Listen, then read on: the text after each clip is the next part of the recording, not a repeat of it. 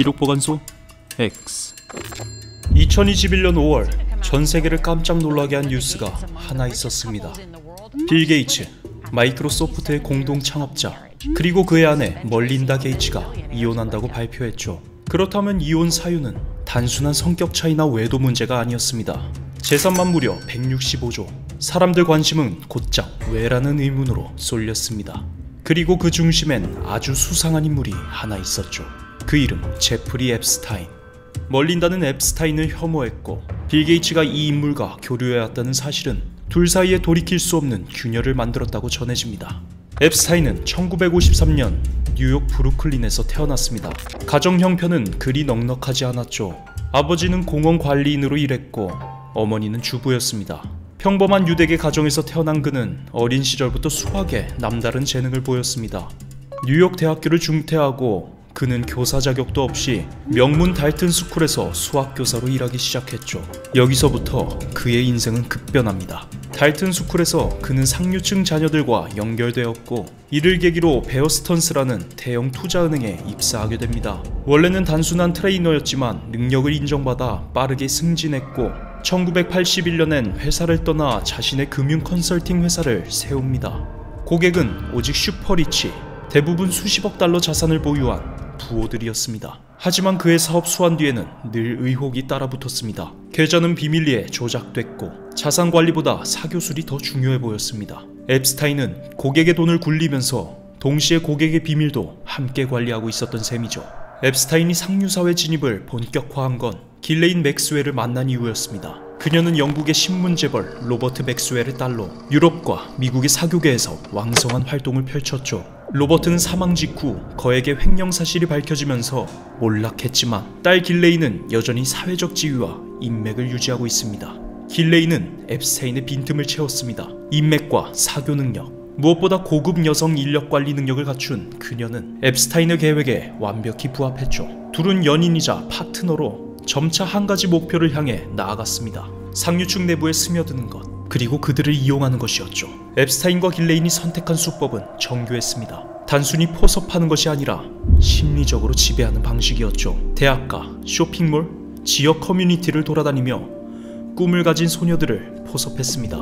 모델, 배우, 마사지사, 통역사, 듣기엔 멀쩡한 일자리처럼 들리게 만들었죠. 실제로 길레인은 자신을 여자 후원자로 소개했고 소녀들에게 호감을 산 후 그들을 앱스타인에게 인도했습니다. 처음엔 마사지만 요청했고 옷은 벗을 필요 없다, 대신 $200를 건네주었습니다. 그리고 점차 요구는 올라갔죠. 엉덩이를 만져도 되는지 물었고 상의를 벗어달라 요청했습니다. 성관계는 없지만 손으로 만지는 것을 요구하며 이런 식으로 피해자는 점점 한 발 더 타협하게 됩니다. 일종의 개구리 삼기 방식이었죠. 이 과정에서 앱스타인은 거액의 현금을 건넸고 피해자 중 일부는 스스로 리크루팅에 가담하기도 했습니다. 너처럼 예쁜 친구 없어? 라며 또 다른 피해자를 유인하는 구조. 다단계 같지만 성범죄 구조였습니다.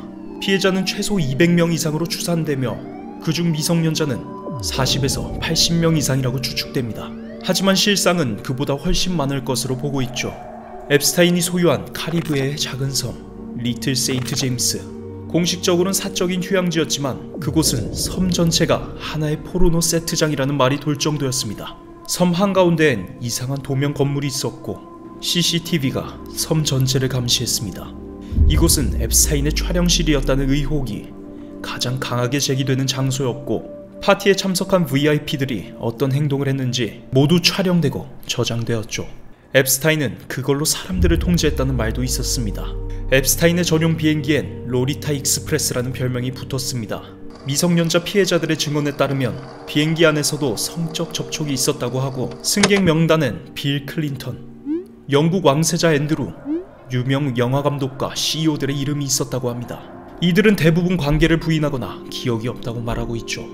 2005년 플로리다 판비치 경찰은 한 14세 소녀의 부모로부터 신고를 받습니다. 앱스타인이 딸에게 성추행을 했고 돈을 건넸다. 수사에 착수한 경찰은 30명 이상의 피해자를 파악하고 FBI와 함께 사건을 연방 차원으로 넘기죠. 하지만 여기서 이상한 일이 벌어집니다. 당시 미국 연방검사였던 알렉스 아코스타는 앱스타인에게 기소 유예 조건을 제시하게 되죠. 이는 이례적인 비밀 합의였고 언론에 공개되지 않았습니다. 결과적으로 앱스타인은 단 2건의 성범죄만 인정받았고 18개월형을 선고받습니다. 그마저도 13개월 복역 후 조기 출소. 게다가 복역 중에도 하루 12시간 외출이 가능했고 감옥 문은 밤에도 잠기지 않았다고 합니다. 피해자들에게는 그 어떤 통보도 설명도 없이 사건이 묻혔습니다. 2018년 지역신문 마이애미 헤럴드의 탐사보도 기자 줄리 브라운은 앱스타인 사건의 이상한 판결에 주목합니다. 그녀는 피해자 80여 명을 직접 만나 인터뷰하고 당시 수사관과 법조인의 증언을 모아 보도했습니다. 이 보도는 미국 전역에 충격을 줬고 FBI는 재수사에 착수하게 되고 앱스타인은 다시 체포됩니다. 그의 자택에서는 수천 장의 미성년자 나체 사진, 성매매 메모, 고객 리스트 등이 발견되며 큰 파장을 일으켰습니다. 이때부터 유명인사들은 그와의 관계를 부인하기 시작했고 수많은 연예인과 정치인들이 과거 그와 찍은 사진을 지우거나 모른다고 해명했습니다. 2019년 7월 23일 앱스타인은 독방에서 자해를 시도했습니다. 병원에 실려갔지만 생명에는 지장이 없었고 자살 위험이 있는 수감자로 분류되어 특별 감시를 받게 됩니다. 그런데 이상하게도 단 몇 주 만에 감시가 해제됩니다. 8월 10일 새벽 교도소 감시 카메라는 모두 고장. 담당 경비원 둘은 동시에 깊이 잠들었다고 합니다. 그리고 앱스타인은 독방 안에서 숨진 채 발견되죠. 목을 맨 자살이었다고 발표됐지만 부검 결과 목뼈가 부러져 있었고 전문가들은 자살보다 타살에 가까운 형태라고 지적합니다. 그는 죽기 불과 하루 전날 자신의 전 재산 6천억 원을 해외 신탁에 이전한 유언장을 작성했습니다. 마치 누군가 자신이 곧 죽을 걸 알았던 것처럼 말이죠. 앱스타인이 죽자 그와 관련된 모든 수사는 급격히 종료됩니다. 대신 주목받기 시작한 인물은 길레인 맥스웰이었습니다. 그녀는 몇 년간 은신하다 2020년 체포되었고 2022년 징역 20년형을 선고받았습니다. 하지만 정작 VIP 리스트에 오르내렸던 이들은 아무도 기소되지 않았죠. 클린턴도, 앤드루 왕자도, 트럼프도 말이죠. 피해자의 진술은 있었지만 정치는 조용했고 언론은 다른 뉴스로 덮었습니다. 그리고 지금 앱스타인이 남긴 문서와 자료는 대부분 비공개로 봉인되어 있습니다. FBI도 CIA도 백악관도 모두 입을 닫았죠. 제프리 앱스타인의 죽음, 자살일까? 타살일까? 아니면 그 어디에도 없는 연출된 죽음일까? 이 사건은 단순한 스캔들이 아니라 권력과 돈이 진실을 얼마나 왜곡할 수 있는지를 보여주는 사례입니다. 우리가 마주한 건 한 인간의 일탈이 아니라 사회 전체의 구조적 병폐입니다. 이 시스템은 수십 년 동안 유지돼 왔고 여전히 끝나지 않았습니다. 듣고 싶은 이야기가 있다면 댓글로 남겨주세요. 앞으로도 수많은 미스터리 기록보관소 X에서 전해드리겠습니다.